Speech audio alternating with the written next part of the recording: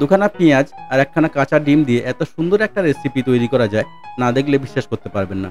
নমস্কার বন্ধুরা, অতনুর কিচেনে সবাইকে স্বাগত। চলে এলাম নতুন একটা রেসিপি নিয়ে। খুব মজার একটা নাস্তার রেসিপি, পেঁয়াজ আর ডিম দিয়ে। দেখে নেব স্টেপ বাই স্টেপ। তো চলুন শুরু করবো আজকের রেসিপি। কিভাবে বানাবো আর কি কি লাগছে এই রেসিপিটা বানাতে দেখে নেব। চলুন শুরু করা যাক আজকের রেসিপি। সুন্দর একটা রেসিপি শেয়ার করলাম, আশা করি আমাদের ভালো লাগবে। তো বেশি বকবক না করে চলে যাব মূল রেসিপিতে।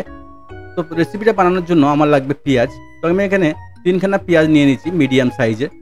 পেঁয়াজগুলো এরকম পাতলা পাতলা করে কেটে নিতে হবে। দেখুন এমনভাবে পাতলা পাতলা করে পেঁয়াজগুলো আমি কেটে নিয়েছি।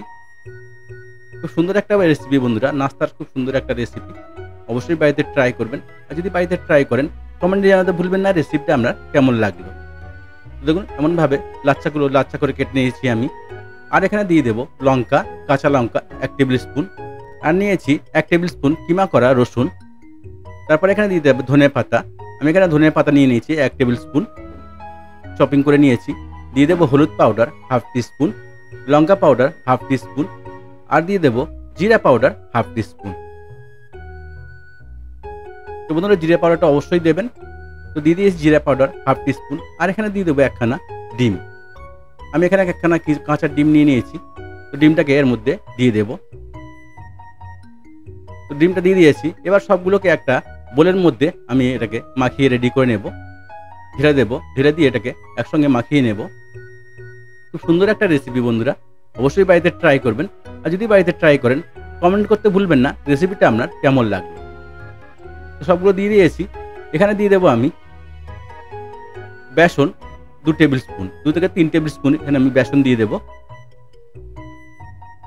3 টেবিল স্পুন এখানে আমি বেসন দিয়েছি। বেসনটা দিয়ে ভালো করে রেখে হাত দিয়ে ভালো করে মাখিয়ে নিতে হবে। হাত দিয়ে মাখালে কি হবে, পেঁয়াজগুলো সব ছেড়ে যাবে, তাহলে রেসিপিটা খুব সুন্দর হবে। তো হাত দিয়ে ভালো করে আমি এটাকে মাখিয়ে নেব। এখানে কোনো জলের প্রয়োজন হবে না। তো যেটা ডিমটা দিয়েছি ডিমের সঙ্গে মিশিয়ে সব রেডি করে নেব। জল একটুও দেবো না এখানে আমি। আর দিয়ে দেবো এখানে স্বাদ মতো লবণ।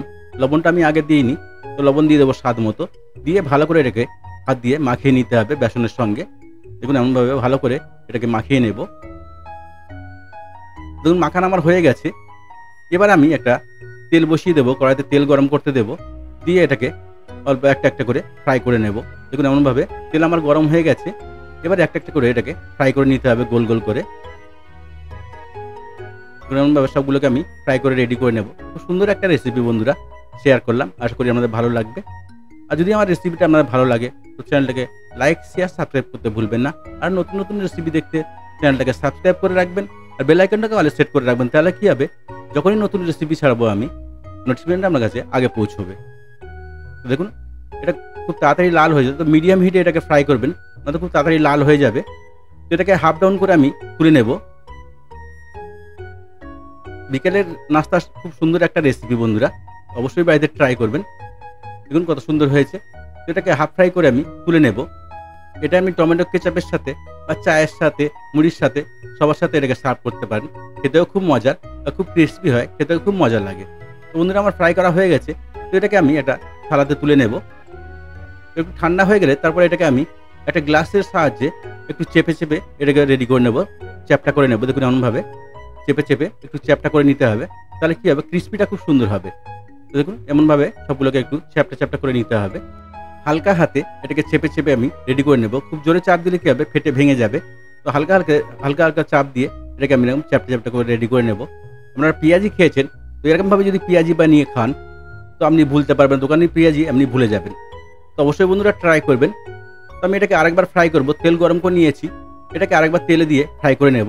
তো ডবল ফ্রাই করলে কী হবে, ক্রিস্পিটা খুব সুন্দর হবে। অন্তত আধ ঘন্টা থেকে 1 ঘন্টা এই ক্রিস্পিনেসটা নরম হবে না, এটা ক্রিস্পি থেকে যাবে। তেমনভাবে যদি আপনি রেডি করে নেন। ফার্স্ট আমি ফ্রাই করেছিলাম লো টু মিডিয়াম হিটে, কিন্তু সেকেন্ডবারে যখন ফ্রাই করব মিডিয়াম টু হাই হিটে এটাকে ফ্রাই করে নিতে হবে, তাহলে ক্রিস্পিটা খুব সুন্দর হবে আর খেতেও খুব মজা লাগবে। তো অবশ্যই বাড়িতে ট্রাই করবেন। আর যদি বাড়িতে ট্রাই করেন কমেন্ট করতে ভুলবেন না রেসিপিটা আপনাদের কেমন লেগেছে। তো বন্ধুরা দেখুন কত সুন্দর কালার হয়েছে।